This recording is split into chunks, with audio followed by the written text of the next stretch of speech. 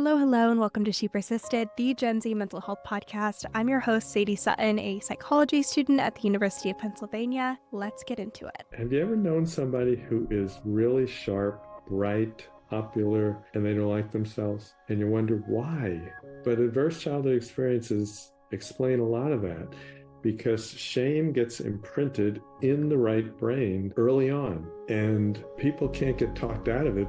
Often you got to go deeper to the felt sense. And that's the beauty, I think, of what we're learning, that we can heal people, but not in traditional psychology, at least not initially. Hello, you guys, and welcome back to She Persisted. I am really excited you're here today. We have a really interesting episode all about resilience. We've talked a little bit about ACE scores and how we can boost our resilience with different ways that we think about things, and broaden and build theory and all these different adjacent concepts, but I don't think we've ever done an episode fully dedicated to what resilience is, why some of us are more or less resilient, and how we can boost our resilience for when we go through challenging periods in our lives. So I'm really excited for this conversation. It's one of my favorites that I've had in a while on the podcast. Today's guest is Schiraldi. He has served on the stress management faculties at the Pentagon, the International Critical Incident Stress Foundation, and the University of Maryland, where he received the Outstanding Teaching Award. He is the author of a number of articles and books on human mental and physical health, and is the founder of the Resilience Training International, which teaches practical, effective coping skills to build the strengths of resilience. We dive into a lot of different areas in this episode. We talk about his background in the military and how that led him to start studying resilience. We talk about the ways that you can think about your mental health to boost your resilience and come at it from that angle. We talk about the psychology of toxic stress and how that impacts our resilience. We talk about the different coping skills that you want to use in low stress versus high stress situations because they're really different. We talk about ACE scores, which are a really fascinating concept and something that you should absolutely be aware of. And we also talk about how that impacts our lifelong stress levels and how you can heal from adverse childhood experiences. We talk about finding specialists to work with, how trauma can impact our shame and self-esteem, how to heal from that, self-doubt, and what you should know about being truly resilient in your life. So we really go everywhere in this conversation. It's a really fascinating listen, and I hope you guys enjoy it as much as I do. And as always, if you guys find this episode interesting, make sure to comment, share with a friend or family member, post about it on social media, leave a review. It really helps the podcast, and I don't want to keep you too long. So with that, let's dive in. Well, thank you so much for joining me today on She Persisted. I'm so excited to have you on the podcast. We've talked about ACE scores and resilience a couple times on the podcast, but we've never done a full episode talking about what is resilience, what contributes to how resilient we are, especially as young adults, and how we can improve that. So I'm really excited to have you on the podcast today and dive into that. It's great to be with you, and I'm so impressed with what you're doing with your life experience. Thank you. I so appreciate that. I would love to start with your background in research and how you decided to go into psychology, what piqued your interest as far as resilience and trauma. And obviously, we're going to talk about a lot of different dimensions of that and different ways that shows up. But what is your background? How did you become interested in this area? I'll try to make this quick. I always say that my life experience perfectly prepared me for what I'm doing today. I grew up in a little close-knit community in New York, and there was enough chaos in my home that I can empathize with just about anybody or anything and never be surprised. But I was surrounded by a wonderful extended family, terrific friends. I wish everybody could have friends like I had. A close community. We go back to our reunions. People say we always felt so safe in our school, and that's not what kids are seeing today. But so I went to the United States Military Academy and West Point, and I was during the Vietnam War, and I saw friends coming back with post-traumatic stress disorder. I had no idea how to help. After my active duty, 5 years, I stayed in the reserves and started teaching high school because I liked young people and coaching. And I saw this was a factory town, and kids were struggling with broken homes and drugs and suicide and rape, and I had no idea how to help. So I decided to go back to get my doctorate at the University of Maryland. They had a wonderful stress management program, and it was in public health, actually. And so I was free to focus on not just psychology, but medicine and nutrition and exercise physiology and complementary medicine. I was basically looking for anything that helped. And I was invited to teach stress management at the Pentagon, where I discovered that you could really do a lot of good in little small group classes for functional people preventively, teaching them skills, principles, and skills. And so at the university, I was on loan to the Pentagon for a couple of days a week, but at the university, I started developing what I came to call resilience courses. And every day it was, here's a principle, here's a skill, let's practice it, go home and do it for 2 or 3 days. We'll come back and process how it worked. And there were skills to prevent depression, anxiety, and anger, and build self-esteem, which correlates with all of the previous three. And we found that everything changed, which is really good news, that you can actually strengthen people by teaching skills, not just information. I don't find that really helps much when people are under pressure. And so that was really good to know. And so I started a love-hate relationship with books because people would come up after class or workshops and say, I'm depressed, and I think that's related to stress. And where do I find a user-friendly book? And I say, I don't know, let me look. And most of the time I couldn't find one. So I started writing books on depression, anxiety, anger, self-esteem, lately resilience and adverse childhood experiences, which kind of are important pieces of the puzzle, I think. And then I retired from the university so that I could devote more time to writing and training high-risk people. And so I work today with a foundation that works primarily with military, cops, and firefighters. My wife and I recently completed 4 years of running an addiction recovery program, which addictions are often driven by unresolved pain. And so, like you, I think I really love sharing what I wish I knew when I was 18 in hopes that people don't suffer unnecessarily because, we know what helps, but sometimes it's hard to find that, especially when you're in the throes of crisis. What do you think is that difference between information and skills? Because a lot of the time it's like almost synonymous. It's just kind of how it's presented. Do you think that framing it as a skill suggests that people can actually implement it or that what they're experiencing is malleable? Do you have any thoughts there about why skills are so much more effective than just educating on what's happening? Well, it's like a sport. I always liken mental health to golfing or playing piano. You can get a lecture on beautiful music or beautiful basketball, but that doesn't make you good at it. It's important to know big picture, concept, principles. And so I start with principles. You got to understand why you're doing a skill, but then you teach a coping skill that's got to be practiced. And I think people Mm-hmm. think I just read a good book that'll fix all my problems. Sometimes it does, but usually it doesn't. Yeah, yeah. I want to get into how we define stress and resilience. And you talked about how that can present in a lot of different ways, whether it's depression or anxiety, addiction, PTSD. How do you kind of explain stress and resilience as a psychological concept? Because we've heard these words before, but a lot of the times when we're either working on interventions or conducting research, the way that these things are defined is actually really different from how we use them in day-to-day language. Right.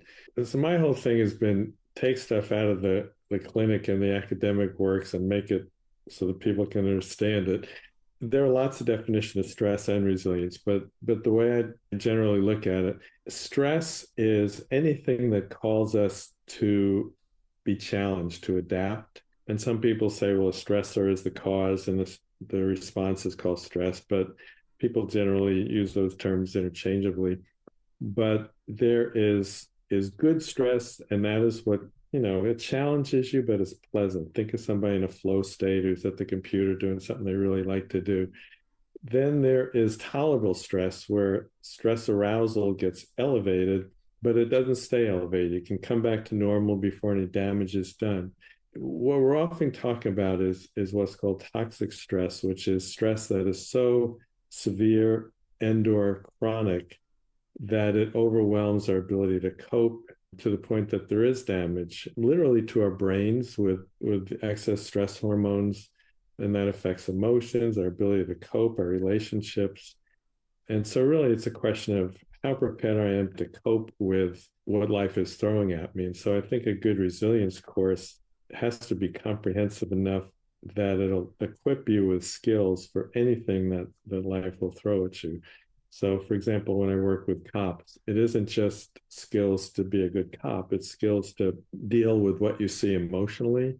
The way I define resilience is the inner strengths of mind, strength of character that help us respond well to the bad stuff, to adversity. And these skills, these strengths are innate, capable of being developed. But specifically, what they help us do is prevent stress related problems like depression, anxiety, PTSD, and so on.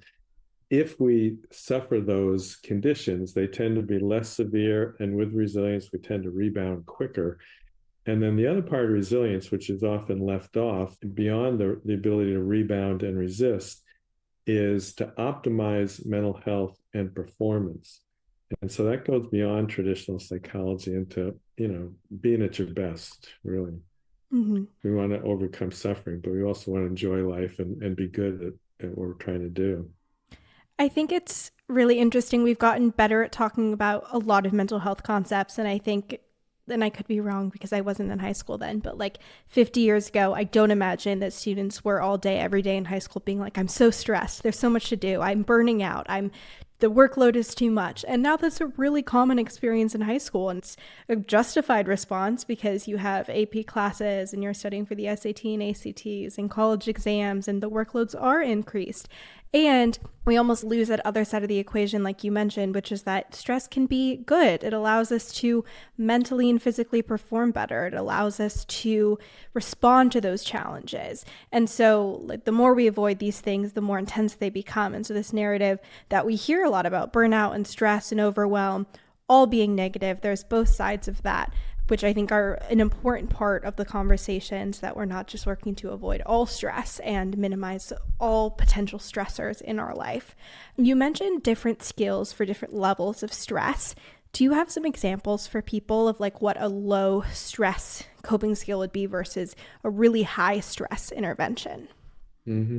Yeah. So when I work with the high stress groups, I start out with the easy stuff so people can get to experience, hey, this works. Yeah. For example, I do a 5-minute foot to head stress reducer. And, people say, well, I'm really busy. Can you give me something quick and make sure it works? So I'll say, okay, just sit comfortably in a meditative posture, which is kind of feet flat on the floor and back well supported. And just start to notice what's going on in your body, because what we know from brain scans is if you can track what the body is doing, the brain starts to get into the resilience zone, which is where stress arousal is neither too high nor too low, but just right so that everything is online. So track what's going on in your body. What does your gluteal muscles feel like on this chair? What does it feel like to be supported? And then kind of just do a series of put your hands on your stomach and just let compassion fill on the in-breath, your abdomen. Do a similar thing with your heart. Do a similar thing with the warmth of your hands around your eyes, and then a little massage, a little thumb massage, a little tapping, which is drawn from a trauma treatment. I integrate parts from our Eastern friends where we're just be in contact with your true happy nature. Get Yeah. under your thoughts, your racing mind, and just for a moment rest in your core self, which you don't have to create. It's already there. It's already happy and wise and kind and humorous, and you just got to be aware of that. It's innate. That's part of those resilience qualities we have. So that would be like kind of easy stuff for anybody. Just abdominal breathing is easy stuff. But when I try to make it a skill, I'll give people log sheets and I go home and do this, say 5 times a day, when you wake up, when you go to sleep, and then initially at low stress times, and as you get good at the skill, try it at a traffic light or try it with when somebody irritates you or cuts you off. The logging, I think it just increases focus. And when you look back over 3 or 4 days or a week, you go, I can see my ratings improved. I was getting better at it with practice. So, for example, abdominal breathing, that's so simple and almost everybody has success with it. But if you're asked to track it and then know that you're going to come back, say, to a group, a class, and report on how that go, then people tend to fill that in and kind of reinforces their success. And if they didn't have success, you talk about what would help to make it better. For trauma, we build on those skills and all sorts of things that work sometimes in therapy, but a lot of things can be self-managed. and this is kind of a theme of my life's work, is I want to take skills out of the clinic and give them to people to use on their own. Good therapist is worth his or her worth in gold, but I want to make sure people are self-reliant and not just relying on a mental health professional too. And so many skills that can be used. For example, a lot of people have heard of EMDR for trauma, eye movement desensitization, reprocessing. But when people are having a bad day and maybe you can't get to the therapist, anybody can sit and go, okay, what am I feeling? What's going on in my body? What emotionally am I feeling? What images and thoughts? And then just follow your own fingers back and forth 24 times. That's a self-help strategy that, it's not a comprehensive trauma treatment, but it might get you through the next hour, the next day. I just try to give people a whole tool bag of skills and they can pick what they need. Yeah, yeah. And it's like you mentioned, like if information is sitting in the therapy office and talking about the experience and the skills are going out into the real world and practicing them when you need it, both sides of that are really important to actually feel that difference in the techniques.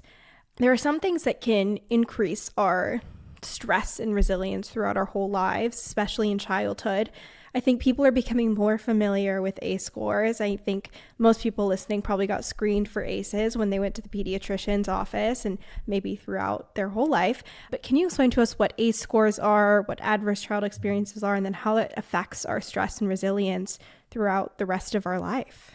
Yeah, so this was one of my recent delights. Was in 1998, two medical doctors, Felidi and Anda, had access to 17,000 records of people in an HMO, middle class, educated, fairly well off. And they found that the more adverse childhood experiences you have, the more likely you are to suffer from, you name it, any psychological problem, just about any medical problem, any functional problem, on a graduated basis. So the higher your ACE score, the more prone you are to get ill or dysfunctional. And so the 10 most common in that group, bear in mind that there's lots of others that are more appropriate for, say, minority groups or inner city groups, military people, but it was any kind of abuse, mental, physical, emotional, physical or emotional neglect, living in a home where there's a loss of a parent from divorce or separation, seeing domestic violence, seeing somebody mentally ill or suicidal, on drugs, or incarcerated. So typically, the more of those ACEs you get, the more likely you are to have some kind of relatively serious problem, especially once you get to around 4 or more. And when you get to 6 or more, people lose on average 20 years of life. Now, that is just mind blowing. Yeah. And that is about what the average cop loses. They die about 22 years younger than their peers, their civilian peers. So this has been called the most important unaddressed public health problem facing our nation today, because even in California, where a lot of this is being pushed, maybe 10% of people are really up to speed on ACEs, how to heal it, and how to not make your kids go through this again. So there's a lot of skills that are needed. I love the way that this is kind of graphically depicted. If you think of a fire with flames, and that's the ACEs, the bad stuff, including attachment disruptions.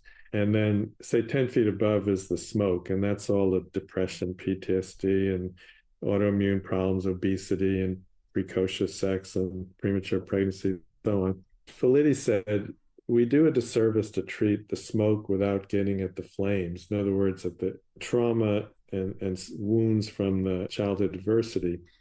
What's between the two is dysregulated stress that is either stuck on too high or too low.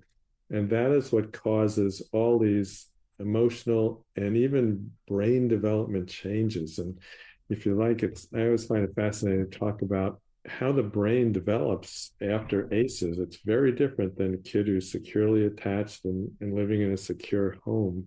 But people suffer for decades sometimes, not realizing there are treatments that are healing. And so suffering is often unnecessary, but it's usually not talk therapy for a lot of different reasons. We train our young people today still in well, talk to me about what you're thinking, about what you're feeling. But the problem is people are traumatized in the first 18 years of life, and particularly in the first 3 years of life. Trauma doesn't register in the verbal, logical left brain. It registers in the nonverbal right brain unconsciously. A lot of this stuff is below the level of awareness. So when you're thinking calmly, you can say, well, I'm upset because of X, Y, and Z. The right brain says, I don't know if I can put words to that. I just feel a felt sense. It's kind of in my body, it's kind of emotional. And so you can't talk to what's registering, lodging in the right brain, but you can come at it from a body based, in other words, reduce arousal in the body. That reduces arousal in the survival brain, the emotional brain, and then ultimately that'll calm the left brain cognitive brain so that you can eventually talk about it. But you start with treatments that calm arousal, calm the body, and also deal with images because that's what the right brain does. Just one more point about Yeah. brain development. The first 3 years are critical. The left brain isn't even developed in the first 3 years, but the right brain is. And so a lot of people say, well, you're an adult now, just get over it. Well, what you're asking someone to get over is something they don't even recall. It's Yeah. more just a felt sense of dread or shame. And sometimes it comes from bad environments like abuse, but sometimes it's just a fairly good family where the kid is just exposed to super high expectations that they think maybe I can't meet those expectations. And so low self-esteem and shame often gets imprinted. Have you ever known somebody who is really sharp, bright, popular, and they don't like themselves? And you wonder why. But adverse childhood experiences explain a lot of that because shame gets imprinted in the right brain early on.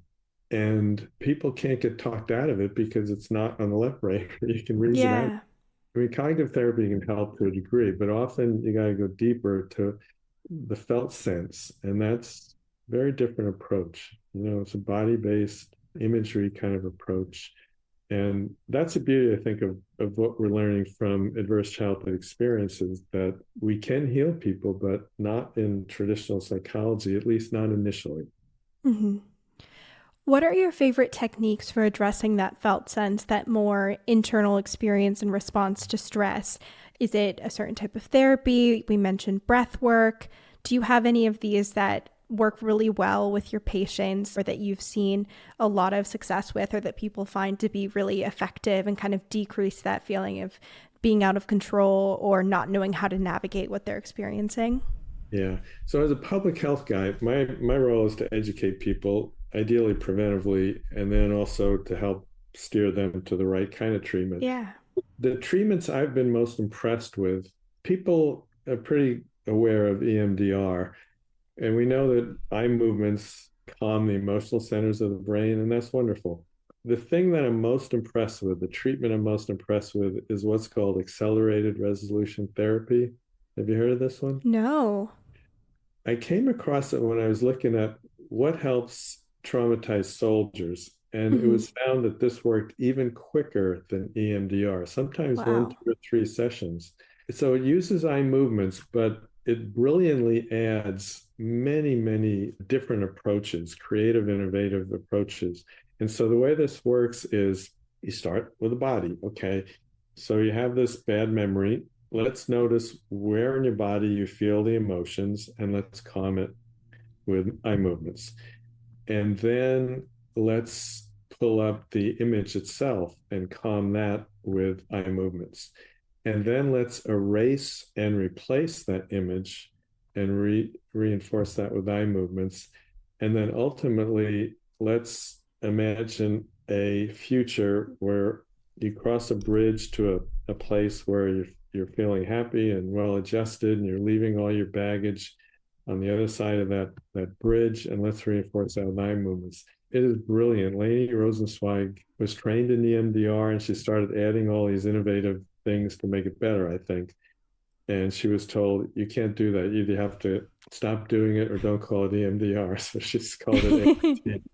And I am just so impressed. And the research is still fairly new, but impressive Yeah. for the few years relatively that it's been around, but therapists are getting trained in this, and they're really enthusiastic about it. And I've had a number of people say, where can I go? And I say, well, look on the website, acceleratedresolutiontherapy.com, to find a therapist in your area. And I've never had anybody come back and say, that didn't work. I hated it. Well, It I was will really put that good. in the show notes for sure so people can look in their city or state and find a clinician if they're looking for that approach.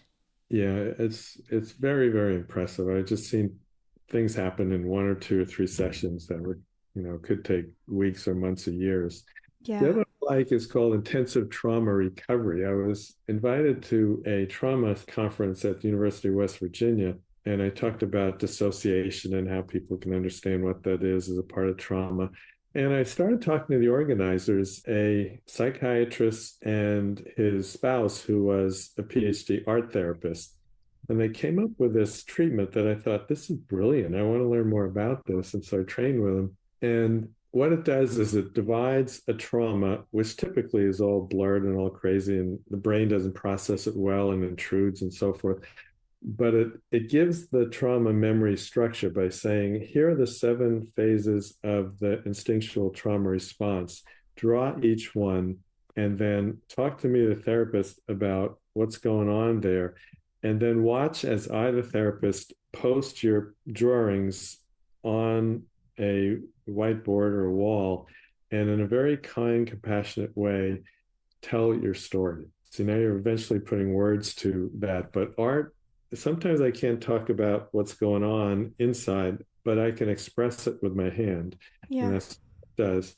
And so, in a safe way, you hear that your trauma memory has a beginning, a middle, and an end. Hmm. It's over, it's in the past. And like ART, sometimes that can be done very, very quickly and Hmm. set all memory in a way that lasts without re-traumatizing people. So those are the two that I really, really like. And while we're talking about finding good treatments, Sidran, Sidran, Hmm.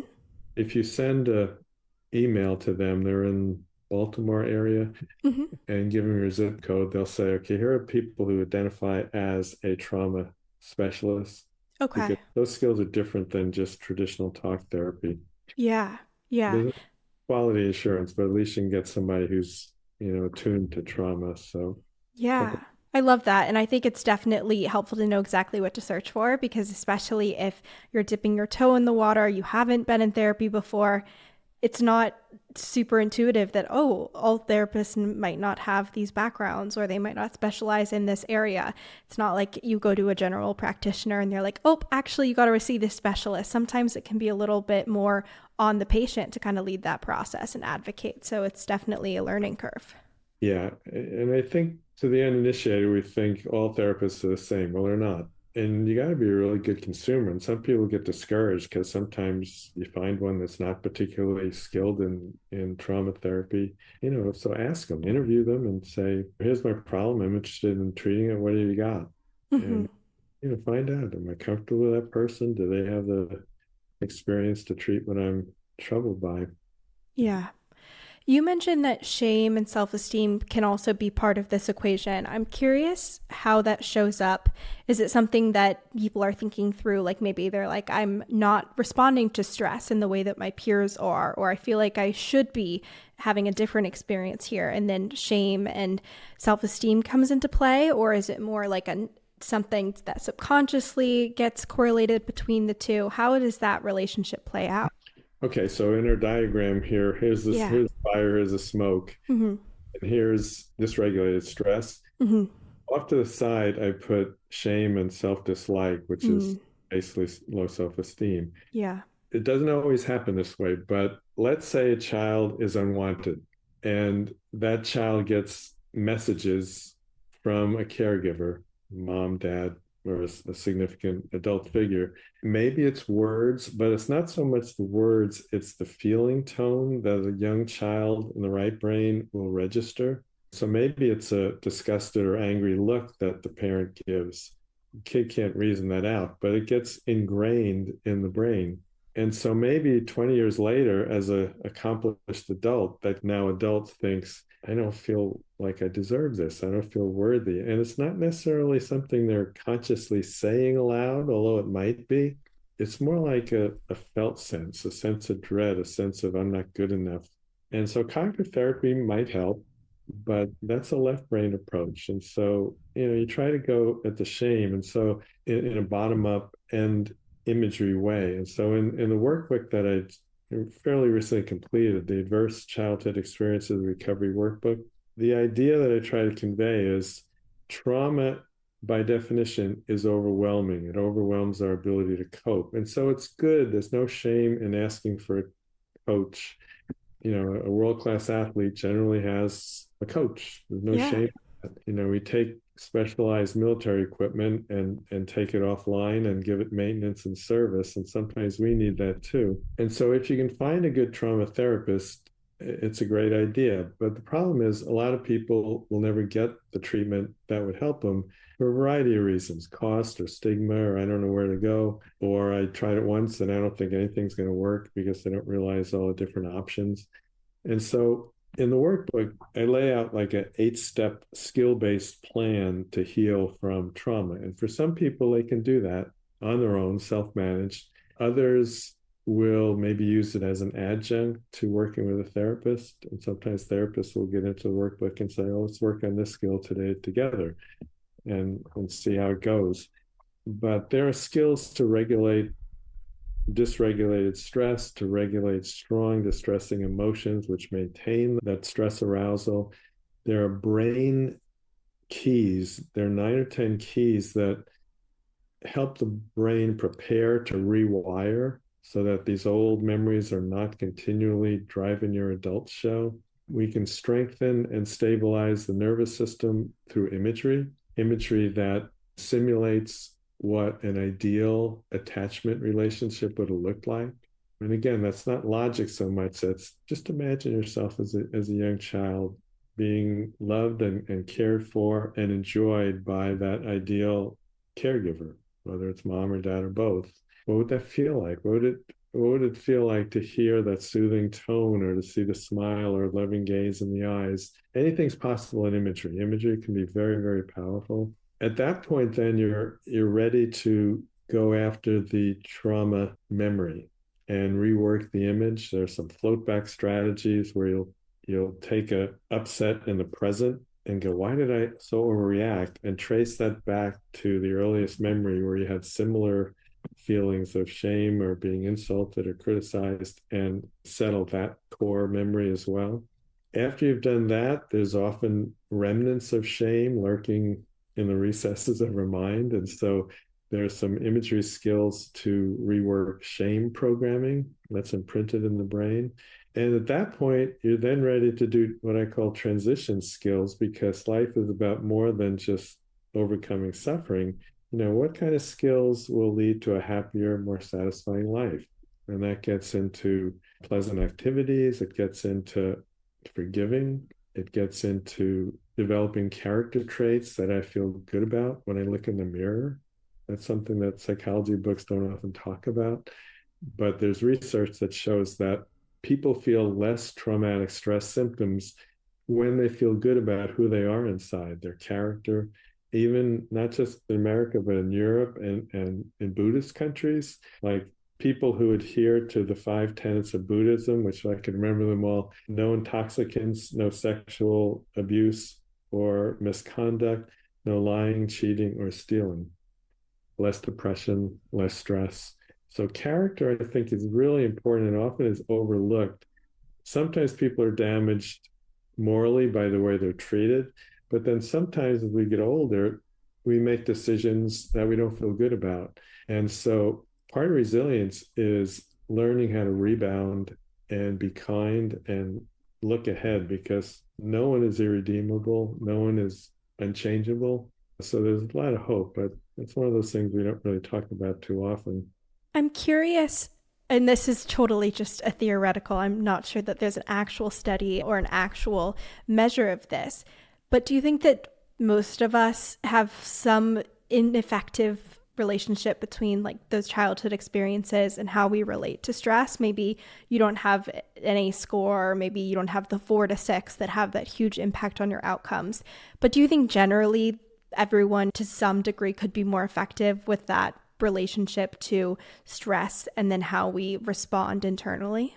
Yeah, so I had the privilege of getting to know a lot of students over the decades I was at the university. We had little small discussion classes, and we were talking about this a little before. You would be surprised how many people who on the outside look all put together great.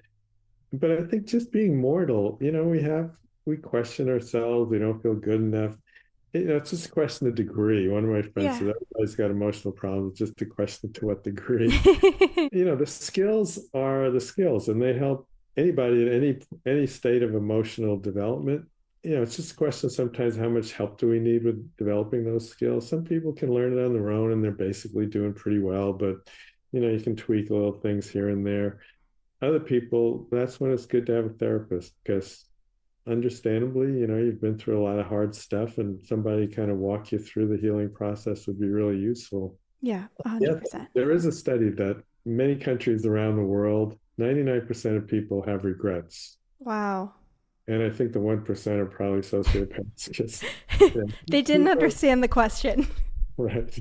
I mean, who doesn't ever make mistakes, So part of Yeah. resilience, I think, is being compassionate, having self-esteem that says, that was a mistake. I don't feel good about it, but it doesn't make me worthless or irredeemable. Yeah. It Yeah. makes me human. Yeah. Very related. If you could like wave a magic wand and young adults could have one skill or one way they thought about things with regard to emotional resilience or how they navigate stress, maybe it's a preventative measure, maybe it's something they learn in school, what would that be? What I love to do when I'm training groups like federal employees in nation's capital is ask them, what do you think resilience is? And what would you expect to take from our 2 days together or 4 days together? Some of the best definition of resilience came not from academics or theorists, but from people in the trenches.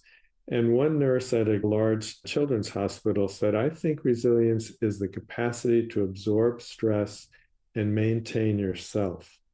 Now, Wow. to me, that speaks to a feeling of worth, a feeling inside of being quietly glad to be who you are that is independent of externals. So much of our culture says you have no worth unless you're bold and beautiful and rich and accomplished and have a nice car and a great job. Those are nice sometimes, but it's not the good feeling you get when you look in the mirror. And so I think there are a series of self-esteem skills that I started teaching in my courses and then wrote it up in a workbook, the self-esteem workbook. And the way that came about is I studied under the leading self-esteem researcher, Morris Rosenberg. In 1980, I said, Dr. Rosenberg, you've spent your whole life documenting how low self-esteem causes problems in people. What do you do if someone doesn't have it? You know what he said? He said, I don't know. And so Yeah.